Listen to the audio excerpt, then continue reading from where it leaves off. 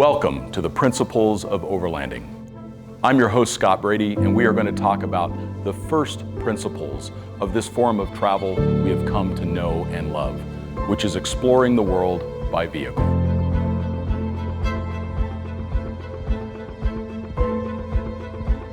And as a first principle, let's start off by defining what overlanding is. Overlanding is vehicle-based adventure travel. It's that simple. It's not elitist. It can be accessible by anyone.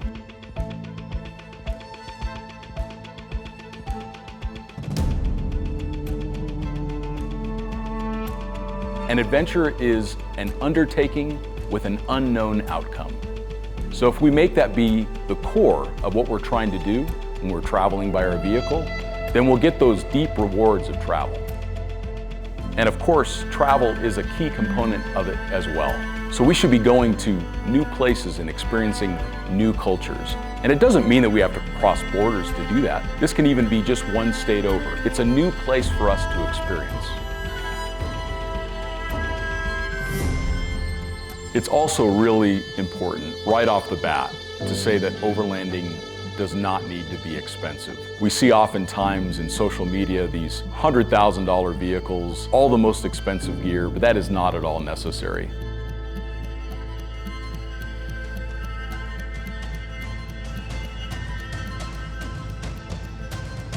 One of my most favorite trips I've ever done was from Barcelona, Spain to Ulaanbaatar, Mongolia in a Suzuki Jimny, a vehicle that costs less than most motorcycles. I was at the border of Uzbekistan and Tajikistan with my travel partner Charlie, and we picked up a Russian hitchhiker that was just trying to get to the next village. And along the way, I found out that she spoke English and she was an English teacher, and she had left Lake Baikal in Russia with $5 in her pocket. And it was this important reminder to me that if we really want to go see the world, if we even really want to go explore the next state over, there's always a way to do that. There's always a way to achieve those travel goals.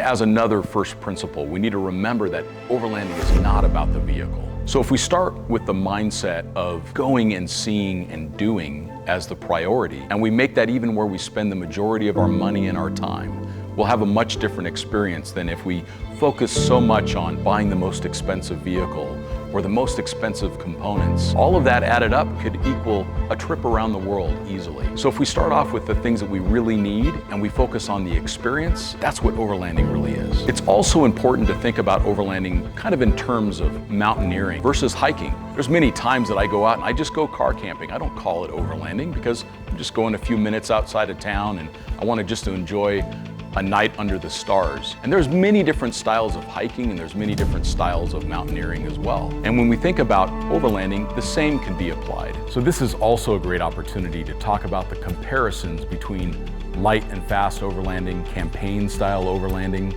and even vehicle-based expeditions. For vehicle-based expedition, really talking about is scientific endeavor. So this is an overland journey with a purpose. So typically this is when you're helping a scientific crew get in deep into the backcountry to discover something entirely new. So for example, the Dragon Hunter book, where they talk about the Central Asiatic expedition, going deep into the backcountry of Mongolia to look for the largest concentration of dinosaur bones known to man. So there are many styles of overlanding, just like there are many styles of mountaineering. And there is no one way that's right. What works for me may not work for someone else, and everybody has different needs and goals in their travels. But we also have to think about the places that we're going. If we're going into the remote backcountry, what's the impact of a large group of vehicles? We're usually better off keeping it smaller, keeping the team smaller, keeping the kit smaller. That connects us more in the places that we visit.